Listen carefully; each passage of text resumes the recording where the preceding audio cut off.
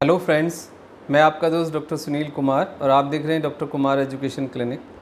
आज हम बात करेंगे कि आपका माइंड आपको कैसे बीमार बनाता है, कैसे असफल बनाता है और लाइफ में कैसे बहुत सारी तकलीफ़ें, परेशानी पैदा करता है और कंटिन्यूस ये प्रोसेस चलता रहता है। आपने ये जनरली सुना होगा, बहुत सारे लोग, बहुत सारे डॉक्टर्स आपसे सदा एक बात बोलते हैं कि भाई ये माइंड का मसला है, ये मन की बात है, ये इमोशनल मसला है या एक साइकोलॉजिकल डिसऑर्डर है। तो ये सब क्या है, ये क्यों होता है और लगातार ऐसा क्यों होता रहता है हमारे साथ और क्यों हम एक टाइम के बाद उसमें फंस जाते हैं। मैं आप सबको आपको एक चीज़ कहना चाहता हूँ, मतलब एक क्लिनिकल रिसर्च के बेस्ड है एक स्टोरी, वो मैं आपको बताना चाहता हूँ। आजकल हम सब लोग चीज़ों के साथ इतने ज़्यादा लिंक हैं, इतने ज़्यादा ऑक्यूपाइड हैं, इतने ज़्यादा मेंटली हम कनेक्टेड हैं, और मैं दूसरे शब्दों में कहूँ तो हम कम्प्लीटली डिपेंडेंट हैं अपनी आदतों के कारण या जिन चीज़ों से हम चारों तरफ से घिरे हुए हैं उन पे। अब इसको समझने की कोशिश करेंगे कि इसका हेल्थ पे क्या नेगेटिव इफ़ेक्ट आता है और ऐसा क्यों होता है। दो ग्रुप बनाए एक साइकोलॉजिस्ट ने, जो क्लिनिकल फिजिशियन भी हैं, साइकोलॉजिस्ट भी हैं, जिसमें कि एक ग्रुप 15 लोगों का था और दूसरा ग्रुप 25 लोगों का था। एक ग्रुप के अंदर लोगों को एक रूम में भेजा गया और उनसे ये कहा गया कि भाई उधर एक स्विच है जो मतलब आप उसको ना टच करें, और कमरे में कुछ भी नहीं था। केवल उन लोगों को बोला गया कि आप 15 मिनट केवल एक रूम में शांत, मोबाइल, लैपटॉप, सारी चीज़ अलग रख दी गई और उनको बोला गया कि आप 15 मिनट केवल एक रूम में एक जगह आप 15 मिनट बैठिए। तो रिसर्च में ये पाया कि उनमें से मतलब आधे लोगों ने उस रूम के स्विच को 3 बार छुआ और आधे लोगों ने 2 बार छुआ, और ऐसा एक भी इंसान नहीं था कि जो उन्होंने उस स्विच बोर्ड को टच ना किया हो। तो ये एक ह्यूमन साइकोलॉजी के ऊपर और ह्यूमन इंडिपेंडेंस जो है सराउंडिंग के ऊपर, उस पे एक रिसर्च थी।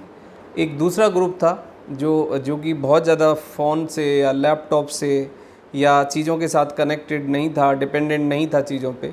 उस ग्रुप में आधे लोगों ने उस स्विच को बिल्कुल भी नहीं टच किया, और रिसर्च के बाद ये पाया गया कि दूसरे ग्रुप के आधे लोग दिमागी रूप से, शारीरिक रूप से ज़्यादा स्वस्थ थे और ज़्यादा कंट्रोल वाले थे, ज़्यादा कॉन्शियस थे, और वो किसी भी चीज़ पे डिपेंडेंट नहीं थे। तो यदि आप किसी चीज़ पे बहुत ज़्यादा डिपेंडेंट हैं, वो आपकी बुरी आदत हो सकती है, वो आपका फ़ोन हो सकता है और भी कोई दूसरी चीज़ हो सकती है, तो आप ये मान लीजिए कि आपने अपने दिमाग को गुलाम बना लिया है और उस आदत का,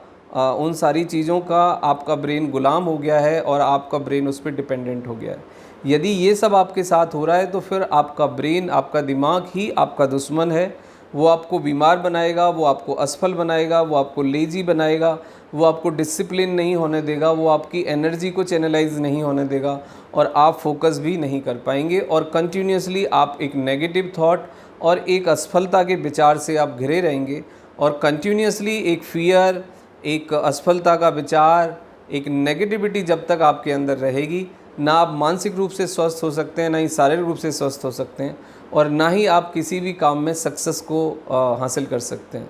तो ये आपका जो ब्रेन है, इसका जो तरीका है, इसको कंट्रोल करना बहुत ज़रूरी है, इसको चैनलाइज करना बहुत ज़रूरी है। अब हम दूसरी बात पे आते हैं कि क्लिनिकल रिसर्च इसमें क्या कहती है और क्लिनिकल साइंस क्या बोलती है इसके बारे में।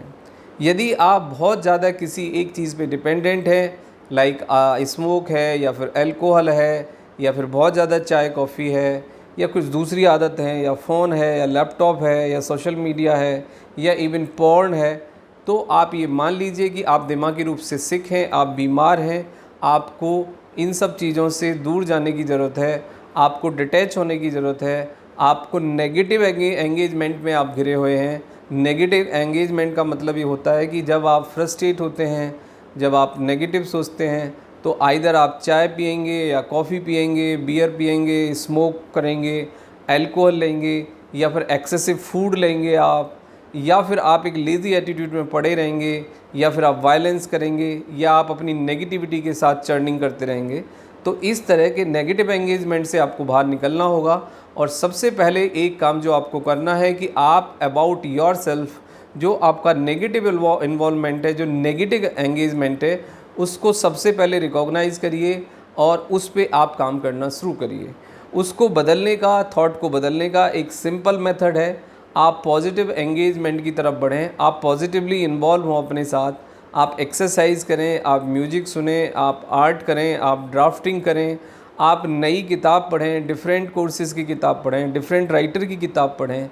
फिर आप आउटडोर गेम खेलें, आप एरोबिक करें, मेडिटेशन करें, प्राणायाम करें, और कुछ भी ना कर सकें तो at least 40 to 60 minute daily walking करें और डीप ब्रीथिंग एक्सरसाइज करें। यानी आप अपने ब्रीथ को लंबा करें, ब्रीथ को लंबा छोड़ें, लंबा लें, और आप अपने ब्रीथ पे ही फोकस करें। एटलीस्ट आप इतना कर सकते हैं। जैसे जैसे आपकी नींद की क्वालिटी इन्हांस होगी, आपका मूड सेटल्ड होगा, आप डिसिप्लिन में आएंगे, तो आपकी एनर्जी चैनलाइज होगी, और आपकी एनर्जी आपके गोल की तरफ, आपके हेल्थ की तरफ चैनलाइज होगी, और आप देखेंगे ग्रेजुअली कि आपके जो एंडोर्फिन है और जो सेरोटोनिन है और जो डोपामाइन हार्मोन्स हैं, उनका सिक्रीशन भी बेटर होना स्टार्ट हो गया है, और आपकी बॉडी के अंदर जो डिपेंडेंस थी, वो फ़ोन से डिपेंडेंस हो, या अल्कोहल से हो, या स्मोक से हो, या फिर कोई दूसरे सडिशन से हो, या फिर आप लगातार लैपटॉप या फ़ोन से लगे रहते हों सोशल मीडिया पे, या फिर पॉर्न का एडिक्शन हो, या फिर कोई और भी मूवी का भी एडिक्शन हो सकता है, शॉपिंग का एडिक्शन हो सकता है,